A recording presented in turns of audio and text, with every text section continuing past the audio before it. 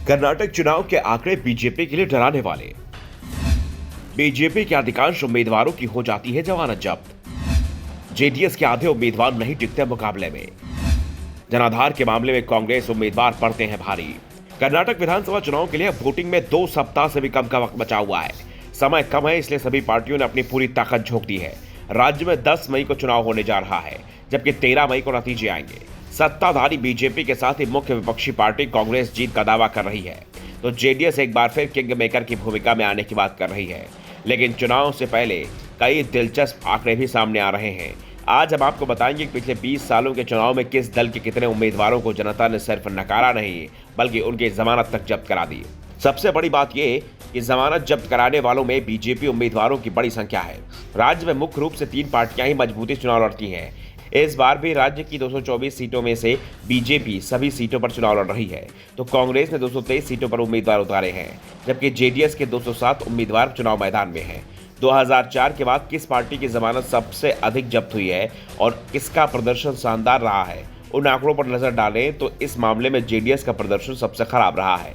2004 से 2018 तक हुए 4 विधानसभा चुनाव में जेडीएस के कुल 861 उम्मीदवारों को उतारा, लेकिन इनमें से 50% उम्मीदवारों की जमानत जब्त हो गई, यानी लगभग 430 से भी ज्यादा उम्मीदवार अपनी जमानत नहीं बचा पाए। इसके पीछे की सबसे बड़ी वजह जेडीएस का कर्नाटक के एक हिस्से में ही मजबूत आधार होना है। जेडीएस मैसूर और बेंगलुरु वाले हिस्से में मजबूत है, जबकि कर्नाटक के बाकी हिस्सों में यह कमजोर है। मैसूर और बेंगलुरु रीजन में 92 सीटें आती हैं और जेडीएस के अधिकांश उम्मीदवार यहीं से चुनाव जीतते रहे हैं, जबकि दूसरे स्थानों पर जेडीएस को बहुत कम सीट मिलती रही है और अधिकांश जगह जमानत जब्त हो जाती है।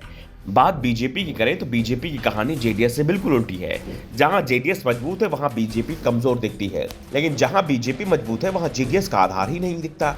2004 के बाद से बीजेपी ने 868 उम्मीदवारों को मैदान में उतारा, जिसमें से 215 से ज्यादा उम्मीदवारों की जमानत जब्त हो गई, यानी करीब 25% उम्मीदवार बीजेपी के जमानत नहीं बचा पाए। हालांकि बीजेपी नेता दावा करते हैं कि 2014 तक पार्टी की स्थिति ज्यादा मजबूत नहीं थी, लेकिन ये भी नहीं भूलना चाहिए कि 2009 के चुनाव में बीजेपी सबसे बड़ी पार्टी बनी थी और बीजेपी ने 224 में से 110 सीटों पर जीत हासिल की थी।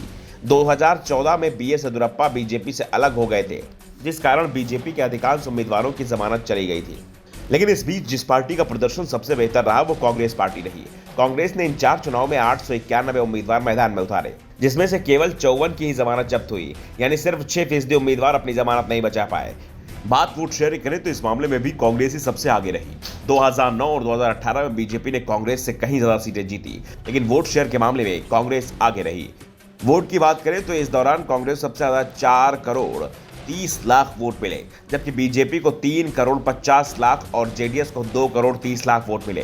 यानी वोट शेयर की बात हो फिर जमानत बचाने वाले उम्मीदवारों की बात, कांग्रेस का प्रदर्शन सबसे बेहतर रहा है। ऐसे में बीजेपी के सामने इस बार सिर्फ सत्ता बरकरार रखने की चुनौती नहीं है, बल्कि अपना वोट शेयर कांग्रेस से ज्यादा करने की भी चुनौती है। अगर बात 2018 करें तो बीजेपी को 36.35% वोट मिला था, लेकिन बात सीटों की जाए तो बीजेपी को सबसे ज्यादा 104 सीट मिली थी, जबकि कांग्रेस को बीजेपी से करीब 2% ज्यादा वोट मिला था। कांग्रेस को 38.14% वोट मिला था, लेकिन सीट 80 ही मिल पाई, यानी 2% वोट ज्यादा लेने के बावजूद सीटें 24 कम मिली थी, जबकि जेडीएस को सिर्फ 18.3 वोट मिला, लेकिन सीट 37 मिली थी। ब्यूरो रिपोर्ट, द नौ दर्पण न्यूज।